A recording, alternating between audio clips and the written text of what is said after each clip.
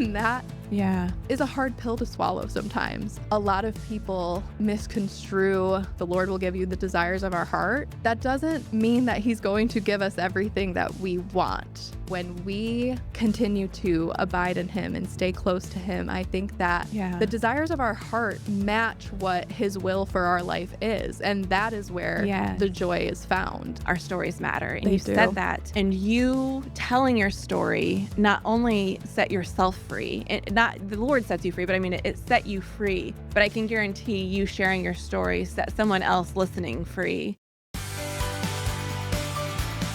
Friends, if the world feels heavy right now and joy feels either out of reach or a little too put together, this episode is for you. Because real joy isn't pretending everything is fine. It's a faith-formed way of living that tells the truth about what's hard and still chooses hope. Today, we're talking about the intersection of faith and joy, how to follow the joy without faking it. And friends, I'm so excited that you're here, and I'm so excited to welcome our guest, Kyleigh Rose, who follows the joy in such a beautiful way. Kyleigh is a content creator, Etsy shop owner, and one of the hosts of the It Gets Good podcast, where they share book conversations and recommendations. Kyleigh, I'm so excited that you're here. Welcome to Halfway to Sunday. Thank you for having me, Jill. I feel like I already know you, so this is so funny because I followed you for so long. Yeah. And believe it or not, even with an episode all about following the joy, we are still going to start our episode with Tell Me Something Good. So Kyleigh, what is bringing you joy this week? Oh gosh, the sun is bringing me so much joy. My Midwest friends know we have just had a brutal winter. And we are finally coming out on the other side. The sun is shining today. I think it's, in the 50s. And so we just embrace that as much as we can because tomorrow it will be back in the 30s. So Okay, so there is like this misconception about California. I live in Northern California, so we do get weather, but I cannot even compare with the weather that you guys get. Yeah. I do not live in snow. I do not, but it has been a very I'm going to say dark winter, like the fog, the darkness, the missing sun for a while. And I am very solar powered. So I see your joy and I am just hoping it sticks around for so much longer. Yeah. Spring. I just keep reminding myself spring is coming in just a few short weeks, hopefully months, maybe, but yeah, it's on its way. Yeah. Okay. So what's bringing me joy is so funny because we went to visit my daughter in Portland, Oregon this past weekend at the time of the recording, and it was not sunny at all. Like famous Portland weather. It was just rainy and cold, but it was such a good weekend. It was jam-packed, no rest whatsoever. We did like a 5K in the rain. We did like going to Tillamook, which is about an hour and a half away. So like all the ice cream and cheese you could possibly want to eat. Yeah. And then we saw like a symphony version of How to Train Your Dragon where the symphony plays live in the theater. Fun. It was so fun and like literally jam-packed joy from start to finish. So I love so fun. that. Oh, I love that. We haven't been out to the Pacific Northwest, but it's been on our list for several years. So I'm hoping one day. Yes. Okay. Yes. And then just travel down to Northern California and we'll make a whole thing of it. Right. We did do Northern California a little bit when we lived on the road and I fell in love. It reminded me of Michigan in a lot of ways, surprisingly. So, okay. Yeah. I feel like I should tell you that Michigan is on my bucket list of states. Be. I've never been. And it's like, especially like when you show Michigan in the summer, like, oh my gosh. It's the most underrated state. I will say that with my whole chest. It is so underrated. The Great Lakes are incredible. It's like an ocean, but there's no salt and no sharks is what I tell everybody. So no salt and no sharks. Yeah. I mean, that's winning. Yeah. That's winning right there. And I've never seen a Great Lake. And so, I'm so excited to make that a part of my like journey into the rest of the United States. I've visited so many states, but the Midwest is severely lacking. Yeah. But okay, Kyleigh, what are the things that I love about you? And I'm going to just sing your praises for a second, so I hope that doesn't embarrass you. But you follow joy really, really well. And I know that that's not always easy. I know that that is hard fought. But I'd love for you, before we even dig into joy, would you just maybe give a glimpse of you, an introduction to you, to our Halfway to Sunday crew? Yeah. So I live in Michigan. We've talked about that. And born and raised here in West Michigan. We tried to leave for a little bit, and the Lord very quickly called us back home. And Mm. I think even in that, I was really, really sad about it. We were living Mhm. on the road for quite some time, and it was a blast. And I was like, this is my 10-year plan. And then he called us back home, and I was so sad. Mm. And then he just like made me fall in love with where we are all over again. And I feel like, I talk about that a lot, my love for Michigan. And I feel like it was, rekindled with moving back home. And so I live here with my husband, Nick. We've been married for 8.5 years. We have two Springer Spaniels, Murphy and Yes. Winston. They are crazy and we love them so much. And yeah, like you mentioned, I own a small business doing hand lettered ornaments during the holidays. I recently got into reselling vintage decor. I am an avid thrifter. Like when I tell you that is where my joy and my passion is found, it is in thrifting. Um, and then, yeah, I am the podcast host of the It Gets Good podcast with two of my best friends. And that, again, something that brings me so much joy is Yeah. reading. I could talk about books, pretty much books and thrifting. That's all I need. So, um, yeah, so I don't know. It's just the like seemingly small details of Yeah. life. Okay, well, I want to go back to this because you talk about just how the Lord shows up or just seeing what the Lord is doing in your life. And even you talk about like Jesus always. And so, how would you describe your faith? Did you grow up in faith? When did your faith deepen? Like, I want to know more about that just because that seems to be infused just throughout what you do. Yeah.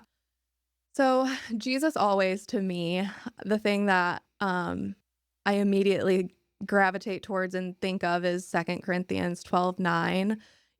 My grace is sufficient for you, for my power is made perfect in weakness. Like I will boast in my weaknesses to Mm. show how good and powerful Yeah, he that's good. is. And that's just been my life verse for the last, I don't know, decade now. Um, Mm.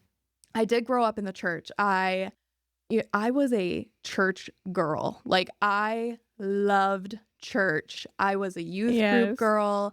You found me there every single Wednesday. On Sundays, I was attending both services and then I would like stay after for as long as I possibly could.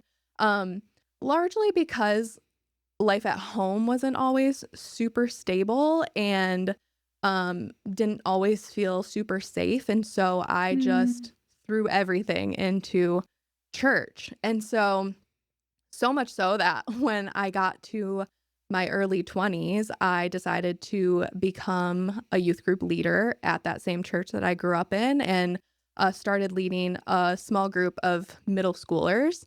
And that again, found so much joy in that. However, Mm.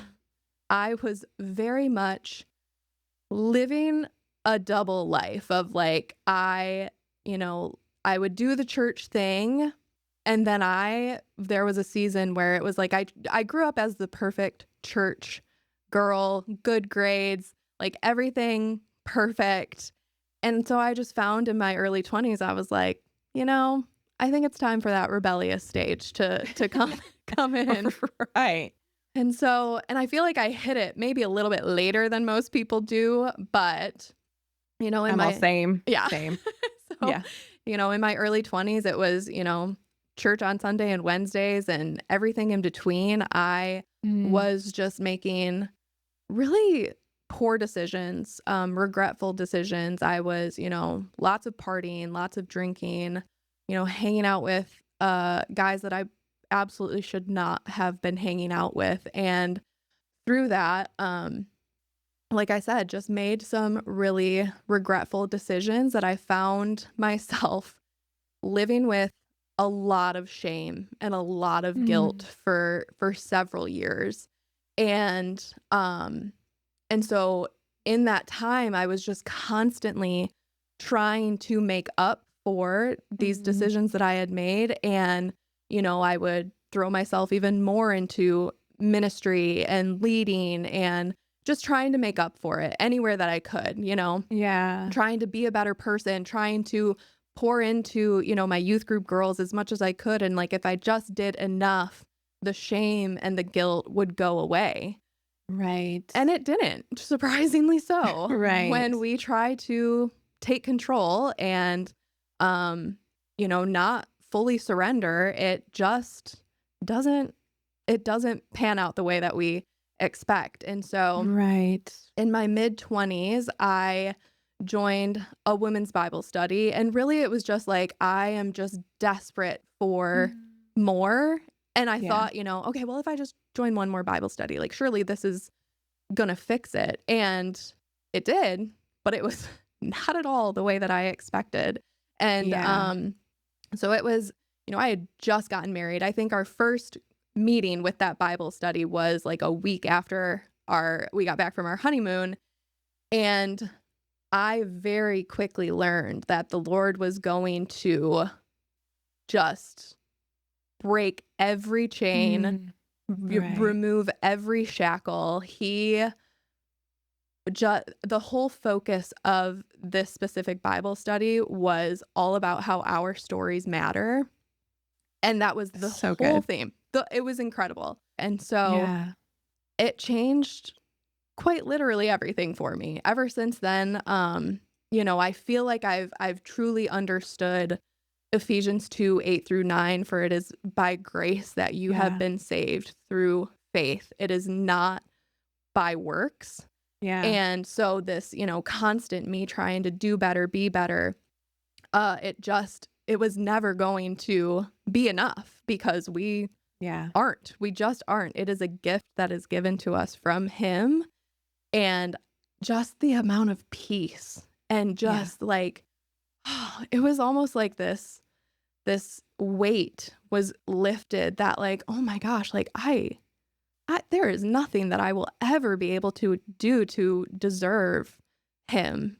And yet he knows me, he sees me, and he will break every chain of shame and guilt and offer Yeah. you living water.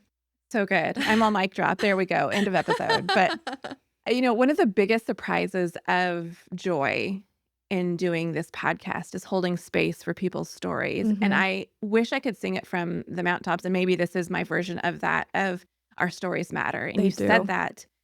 And you telling your story not only set yourself free, not the Lord sets you free, but I mean, it set you free. But I can guarantee you sharing your story set someone else listening free. Yeah. And so, like, if I could encourage everybody listening to, like, that's such an important piece of what you just said is that communal aspect of sharing our stories and how the Lord has set us free, broken us from the shame. And I just, man, I hope that everybody listening will leave with that. But tell us more about how your faith informs how you see joy and how you see those little things that you talked about. Yeah. I would say that I am like a generally optimistic person. I, Mhm. am relatively like a happy person, but after a pretty difficult season last year where it just felt like joy was Mm. far, Right. I wish I like knew exactly the moment that it was. And Mhm. I don't think there really was one. I think it's just been this like slow, steady, consistent closeness to him that, those little things just start, I don't know, they just fill me with joy, whether it is the Yeah. sun shining or, I don't know if you were following along with the little mini brands masterpieces. I absolutely was. I That like absolutely was. it was just the silliest thing that I just happened upon while we were walking through the grocery store. My husband and I love to dilly-dally, and we find so much joy in dilly-dallying, and we love our little Yes. trinkets. So this like I could have looked at that and, been like, that is so ridiculous. Why are we opening mystery boxes of artwork? And I have an affinity for vintage artwork. It's something that I am always on the hunt for. And so it felt I'm like, Right. the Lord made It those felt mini on brands. brand. He made those for me. Like those You're right. were created for me. So and I'm like, life is just entirely too short to not be silly and find joy in Yeah. toys, you know? I don't know. It just is it's so much more fun. Yeah. I think that's such an important piece of this. First of all, I love that you said like the dilly-dallying. Don't sleep on that. There's a slowing down that needs to happen for Yes. us to see joy and seek it out. I also think too, like the Lord doesn't want us to be so doom and gloom, Yeah. and like there is the joy of the Lord is real, even in the littlest things, even in the dilly-dallying and finding these masterpieces.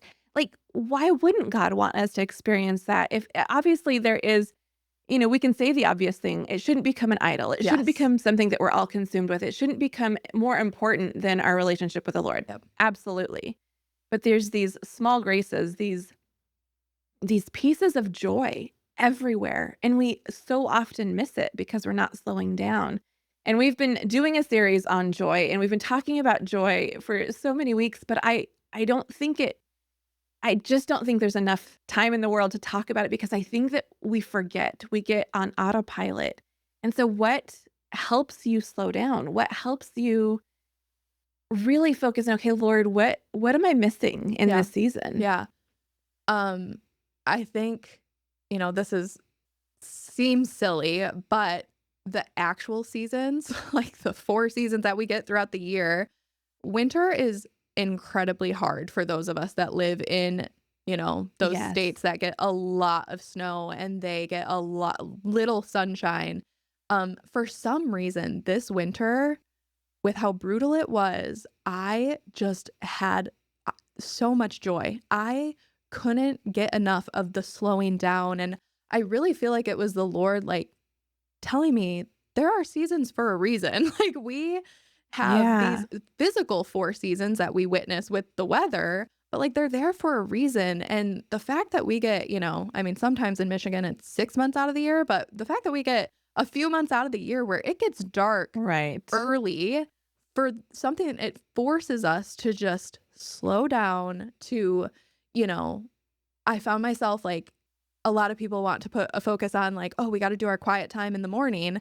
I was like, I'm going to do it at night when it's, I'm going to have a cup of Mm. tea before bed and it's dark and I'm a night person but Yeah. already. Like, I am not a morning person. So I just found myself gravitating towards, I want to do my quiet time at night. And just really felt like the Lord was like, these actual seasons of the weather, like this Yeah. is an opportunity for you to slow down, for you to, you know, notice the quiet, Yeah. because in the summertime in Michigan, nothing is quiet. We are outside at the lake. We are, Right. doing everything we can outdoors, and it's just so that was a cool lesson, I guess, that I Yeah. never really thought of before, that I'm like, oh, yeah, winter, we're supposed to be hibernating. We're supposed to be inside and Yeah. just being quiet, and I think it just helps us like slow our brains down and notice more, because it's like if the sun comes out, that's when I'm noticing. And it was so silly, somebody on my stories the other day, I had shared a picture, and in the picture there was like a little shadow the way that the light was shining, and I pointed it out. I just was like, oh my gosh, this, look at the way the sun is hitting this specific thing. And somebody messaged me and was like, I never would have noticed that if you did not point Yeah. that out. And she was like, that is just such a good reminder for me to just slow down Yeah. and notice and find Yeah. the joy in those seemingly little details, you know? Well, and you said something, well, you said so many things that I want to comment on, if I'm being honest, but you also you talked about finding light in the darkness. Mhm. And I want to go back there just for a minute because I think that's a huge piece of seeing joy is shining that flashlight forward and allowing God to shape the way we view these things, even when we're walking through really hard things. And I know I mentioned it earlier. I know that your joy is hard fought. I know that don't just pretend like everything is okay. And I think that's an important aspect of this. Again, to throw it back to ridiculous joy, like we don't stick our head in the sand Mhm. and just ignore the hard things. No, we step into that, Yep. and also joy can be found. And so I'm wondering if you could speak to that and maybe help someone see how you can find joy even in those hard spaces, and how the Lord has helped you see that in these past few years. Yeah. So my husband and I, we have been trying to grow our family for going on 5 years now. And we have never gotten pregnant. And it has been, a hard season, I would say, more in the beginning of Yeah. those years of trying. And I, in recent years, made a decision that I could either, wear this infertility as a badge, as my identity, as, Yeah. this is who I am and these are my circumstances. And I could let that steal every ounce of joy that I had. Yeah. And there were probably times that I did, but in recent years, the Lord has just, I don't know if He has changed the desire of my heart, or if He has just, if He is I mean, I know He is that good and that kind to do Yeah. that. But I made a choice that I am going to pour into, everybody around me that I can, and find joy wherever I can. And I am not going to let, my circumstances that, I think the enemy would really love for me to wear that and Yeah. to, you know, be sad about that all the time, and to compare and want, different circumstances. But the Lord just constantly reminds me that His plan is better. And Yeah. anytime that, I've found myself wanting to, say, like, every pregnancy announcement, we see them everywhere. It's like, Yeah. my immediate response in the beginning was like, oh, I'm swiping that by, don't want to watch that. And now I genuinely can sit there and Wow. celebrate and see the joy in their lives. And, friends, so many friends have had beautiful babies that I get to be an aunt to. And um I just, when we pour into other people and we don't let our circumstances define us, and we don't let them just cloud everything, it Mm. just makes such a difference. And I Yeah. have been able to just find that joy where, I know that the enemy wants to tell me that there is none, because, I'm in my mid 30s and I'm not a mom yet, and X, Y, and Z, however I want to, you know, identify myself. The enemy would love for Yeah. me to sit there and to believe those things about me. But the Lord just continually reminds me, like, this is for whatever reason, He sees fit that Yeah. these circumstances for me and my husband and our family are best right now. And that doesn't include Mm. kids. And that Yeah. is a hard pill to swallow sometimes. I think a lot of people misconstrue the verse that tells us that, like, the Lord will give you the desires of our heart. That doesn't mean that He's going to give us everything that we want. Yeah. I think that when we continue to abide in Him and stay close to Him, I think that the Yeah. desires of our heart match what His will for our life is. And that is where Yes. the joy is found. It's it's been such a journey, and it has not always been easy, but I have found that the more that I pour out, and the Mm. more that I shift my focus and my perspective from my Yeah. circumstances, there is just so much joy to be found. That's so good. It brought me back to the beginning of my faith. And it's so interesting that my kind of noticing and passion for joy was similar timing of me finding faith. They weren't connected per se, but it was just the timing was similar. And what I feel like as I grew and grew in my faith, that was one of the things that the Lord kept teaching me, it felt like, was that looking for these pieces of joy ultimately kept me connected to hope, Yes. and seeing that something better is coming, or that Jesus is better, or whatever it is in this particular situation of searching for joy, keeping me tethered to hope. And so I'm so curious if you would maybe speak to the person who is in a similar situation. It doesn't have to be infertility. It could Mhm. be a season of waiting for them. How do you stay anchored to that hope by following the joy? Yes, but how do you stay in that proximity to the Lord? Because ultimately that's where all of this is found. Yeah, I think it's largely twofold. Number one is staying in the Word. Yes.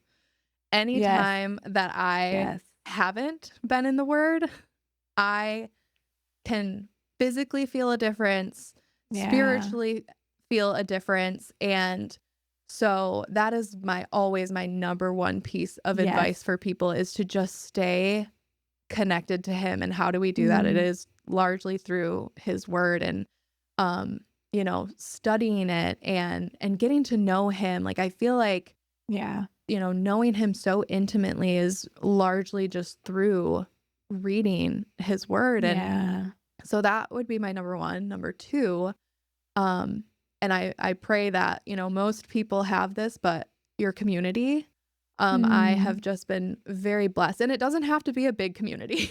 I, you know, have Yeah. have a very select few people that just Yeah. ground me and speak into me and pour into me encouragement and just constantly point me back to Jesus in those times where I'm like, it's too hard. It is too hard to Yeah. continually, fight the good fight and to always find the joy, but they just constantly Right. point me back to him. Um and even if that's just one person that, loves the Lord and can point you back to him, I Yeah. think that that makes just such a difference in because we're not built to do this alone. It isn't, something that he's calling us into, and maybe sometimes it is, sometimes he, strips it all away and um but largely I think Yeah. that, just finding peace with him in his word and just Yeah. surrounding yourself with people that love him just as much, I think are hugely important. I I agree with you. And I feel like it's so many people listening, and I feel like so many people I know, myself included, community has been really hard. Yeah. It has been a really hard season, a hard couple years. And I my husband and I have asked several times, okay, what do you want community to look like, Lord? Yeah. Because it's shifted and changed. And so I love that encouragement because it's such an important reminder that we aren't meant to do life alone, and if we use Jesus's life as an example, like, he had the masses, he had the 12, he had the few. Yes. And so, like, you saying that it could be one person, it could be 2 people, like, that's not a bad thing, just because it doesn't look like this big, huge thing or what the internet shows that it could be or is, like like, comparison is a thief of joy for Yes, a it is. reason. Mhm. And so, how would you encourage someone with that? How would you maybe, I don't know, just speak into the importance of being in the season that you're in, like, Mhm. not trying to wish that away, like you talked about in the true seasons, but then how do you say, like, right here where I am, everything like, the Lord has me here for a reason, and how do I step into what he has for me? Yeah.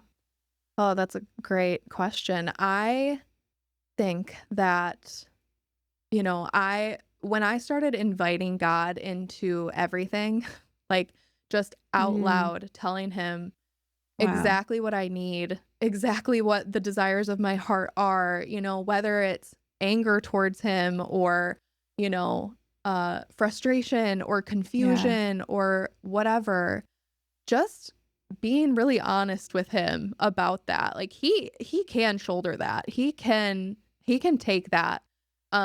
But not staying there necessarily. I don't want Mhm. us to sit in that anger and resentment and frustration, but the more I draw near to him, the Mhm. more clarity I think he gives me. And, I remember specifically to speaking about community when we moved back to Michigan, I really felt like we had lost a lot of our community. And so when we moved home, I was like, we don't have a lot of people here. And I just so specifically remembered God just pressing on my heart, invite them. And I was like, invite who? like, Okay. like invite, Yeah. who am I inviting? And in a weird turn of events, it ended up being that I just honestly opened up on Instagram. Hey, I'm having a book swap. I didn't even really know what that was at the time, but Right. a whole bunch of girls showed up, and it ended up being the start of the two girls that I host my podcast with now. That is what, ended up starting our friendship that we have Yeah. and the podcast that we have. And it was just like, I think we have to be really open to what Mm, it is that God might be calling you into or yeah. nudging you towards, because I could have so easily decided I'm not doing that. That is so uncomfortable. Inviting Right. essentially strangers, and I'm not saying everybody needs to get on Instagram, invite strangers to your house. Honestly, it worked out for me, but maybe don't do that. But But they have their own version of that. exactly. Yeah. Yes. And just, Yeah. if you are asking God, or coming to him, be ready and willing to accept where it is that he's leading, Right. because it can be scary. It can be, Yeah. you can question like, well, is this really what it is? And I think that, the more that we stay connected to him through his word, like it's not going to come back void. Like he Yeah. is, going to bless whatever it is if you just continue in Mhm. step with him. And so, but I would say, buckle up, because if you Yes. start inviting him, like, he's going to be like, okay, well, let's go. When you said that, it reminded me of the scripture in James that talks about like when you ask for wisdom, but when Hmm. you ask, you need to believe it and act on it. Yeah. Like, don't just like, I want the wisdom, but then you're not going to actually believe him, first of all, or do anything with it. Yep. And I think that's such an important piece. Like, we want God to answer our prayers, but then when he does, it's almost like well, I don't want to do that, Yeah. or I don't want to get involved in, well, no, I wasn't asking that. And God always knows better. He does. He knows us better than we know ourselves, and so I love that piece of your story, because I think that sometimes we forget Yep. the courage it takes, yes, to step out and do something uncomfortable like you were just saying, but also that when you pray for something and God says yes and invites you into something, there's a reason for it, and Hmm. it's way better than what we even had pictured in our head. Yeah. Always. Always. I remember last year specifically was praying very specific prayers of, Lord, take this. Lord, I don't want to Yeah. do this anymore. Lord, please. And then he took it. And I was like, wait, what are you doing? And he's like, Kylie, we Right. just talked about like it. He did it in a way that Right. was so much more uncomfortable and painful, truly Yeah. way more painful than I had envisioned. Um, Woof. Yes. Woof.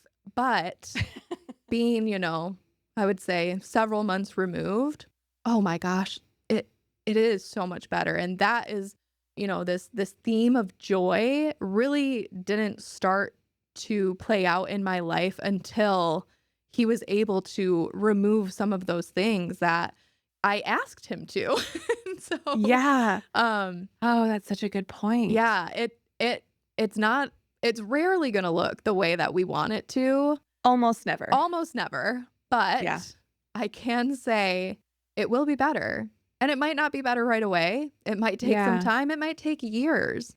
But if you're continuing to abide in him Mm. and you're not allowing your circumstances to be your entire identity, I promise you that the goodness that he has for your life is there. We just Yeah. sometimes have to work hard to find it, you know? Yeah. Well, and I think too that sometimes the answered prayer, or sometimes the steps of obedience don't look like you said, like that we think it's going to, but also sometimes it looks really, really hard, almost like you've made the wrong choice. Like, wait, did I do something because of either the pushback that you might receive from people in your life or from the enemy? Let's also speak that, because that happens. Yes. But also, it's gonna look. I don't even know how to say that, but it's just like it's going to be hard. Yes. And I don't think that's a bad thing. I think that we've made it sound like or presented a gospel that doesn't have hard moments, and that's just simply not true. Yep. Jesus literally promises us that we will have hard times. And Yes. so I'd love for you to, because I know that you have lived this out. I know that you have um created space for joy even knowing these hard things are happening. How do you set boundaries? How do you keep those boundaries intact that protects your joy, or so that you don't allow comparison to steal your joy? Yeah. Ugh. I mean, work in progress always. I Yes. can't say that Yes. I've necessarily perfected this, but in the age of social media and Yeah. the ability to consume just about any sort of content or Yeah. information overload or doom scrolling, like comparison truly it can be debilitating. Yeah. I could sit here and find probably 100 different people on the internet right now that are celebrating a pregnancy or celebrating, a season that I wish I was in or whatever. And again, I think that I continue to say this, but like the closer that I stay to him, he just constantly reminds me that, you can celebrate them. You can have joy for them. And Yeah. also confidently know that my plan for your life is better and that what I have for you and the path that you are on is going to be fulfilling and that there is going to be joy to be found, that there is I Yeah. have good things for you. And it's hard to know that that doesn't include a baby, that doesn't include Yeah. growing our family, but I have to. I don't really have another choice. I have to trust that he does know better Mm. and that he has better and he, gosh, in just all of his kindness Yeah. shows me that constantly, like in the really small ways. And something as silly as I, particularly had a difficult week last year. And it was, well, he was kind of removing some of these things that I had asked him to. And Right. he, like most days, I ended up at the thrift store. And so, and Right. I see God a lot at the thrift store, and it is really cool. It is a cool way that he speaks to me, and it is just so sweet. And so, this is a Yeah. particularly hard day where I'm just like, there's a lot of confusion, a lot of frustration, a lot of like, what are you doing, Lord? And like I had Yeah. mentioned earlier, I have an affinity for vintage artwork. I won't show you the side of my office that has artwork galore just on the ground right now. But, um, I can spot a good piece from a mile away. And so I'm, on one end of the Goodwill and I see just this tiny corner of a a piece. It's behind a bigger piece and I just beeline it straight to it. And I'm like, I know that that's something good. And so I, move the larger piece in front of Love this. it and immediately I see one of the most beautiful pieces that I have never seen anything like it at the thrift store. And it Wow. is a picture of the tomb with the stone rolled away. Mm. And again, I've never seen anything like it. And I don't even think that I can accurately communicate in that moment what that meant to me. But God knew. Like he Yeah. knew what he Yeah. was doing, placing that piece of artwork in my path. And it was just such a reminder that through all of my circumstances and everything going on, Yeah. that God's plan is going off without a hitch. That nothing can thwart what his plan is. And it was just this reminder of the resurrection. Like his plan Yeah. went off without a hitch and it continues to do so. And that the same is That's true so for good. you in your life too. And I'm like, really? Like through a silly thrifted piece of artwork, like that is what the Yes. Lord had for me. Like that's so cool. That is so cool. Okay, we're gonna have to figure out a way for you to show this piece of artwork because I know I'm so curious. Well, it's right behind me. Do you want me to? Okay, Would Yeah, you mind? absolutely. Oh Hold my on gosh. 1 second. Okay. Hopefully that you guys can see this. Oh, yes.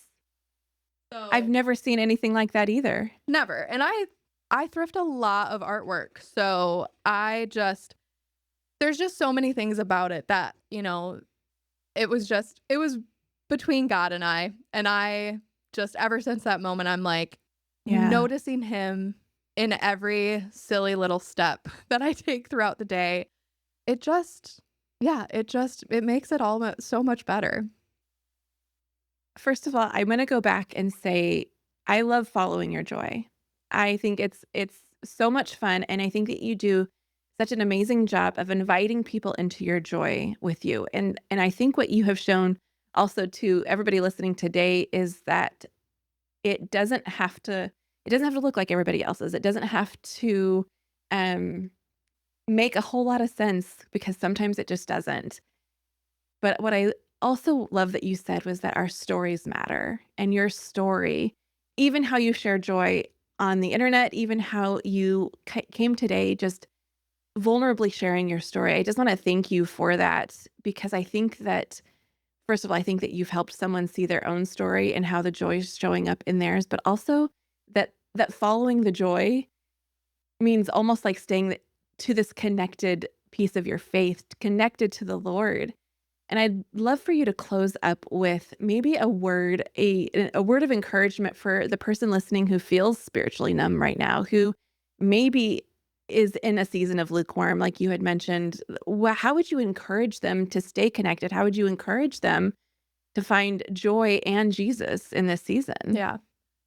Well, first, I just want to say thanks for, inviting me to be on. It is Mm. such an honor, and Oh, I can get very vulnerable on the platforms that the Lord has given me, but it's just such right. an opportunity to be able to share that with your audience. And Mm. but the number one thing that I think that I would encourage you to do is just invite him in. If Yeah. you are struggling to find joy through your circumstances, or if you are, just in that season of waiting, whatever it is that Yeah. you are waiting for, it can be really easy to distance ourselves from God and to feel like he is far away. But I promise you that he is so near.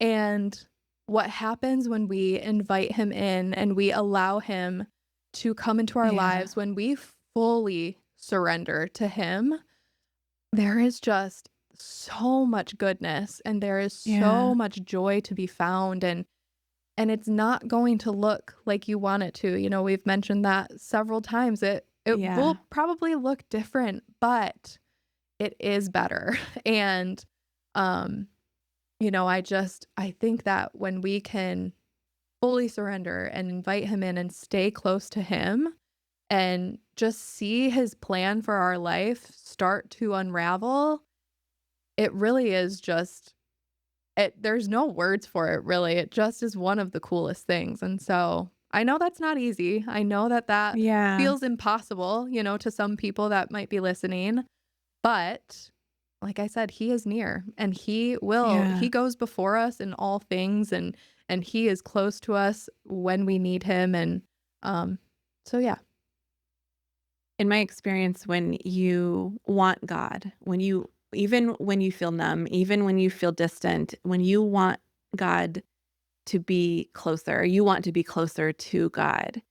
He knows that desire of your heart. And sometimes he will poke the bear a little bit and I jokingly have said that God picked a fight with me last summer because I was avoiding it. I was avoiding the conversation. And so I feel like so much of this conversation has talked about leaning into even the hard things, that seeing our joy doesn't have to be this perfect, what we feel is like this perfect setting. The joy can be found in the grief. The joy can be found even in loss and when things look really dark. And so I appreciate your story so much. I appreciate your encouragement to everyone listening. I am so more grateful than I can explain how you show up and follow the joy. And I just pray that that is an encouragement to again, everyone listening, it is to me. And so, would you just share how our friends can connect with you on social media or whatever ways? Yeah, you can find me on Instagram at by Kyleigh Rose. That is where you will largely find me.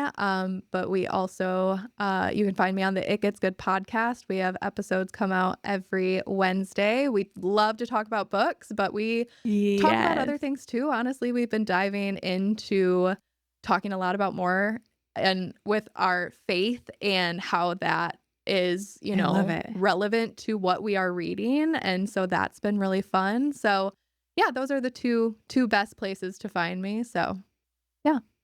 I love this. And I love that you could share that with us, and I'm so grateful to you. Thank you so much for joining us. Thank you so much for having me, Jill. It was a pleasure. Friends, I'm so glad you're here. I hope you leave each episode feeling loved and seen. Don't forget to hit subscribe so you don't miss an episode. And while you're there, would you share it with someone? And if you found this to be encouraging, empowering, or it equipped you in any way, would you leave a rating? That helps new friends find us and join our community, and we would love to hear from you. Finally, don't forget that you can join us on Instagram and TikTok at halfwaytosunday. See you there.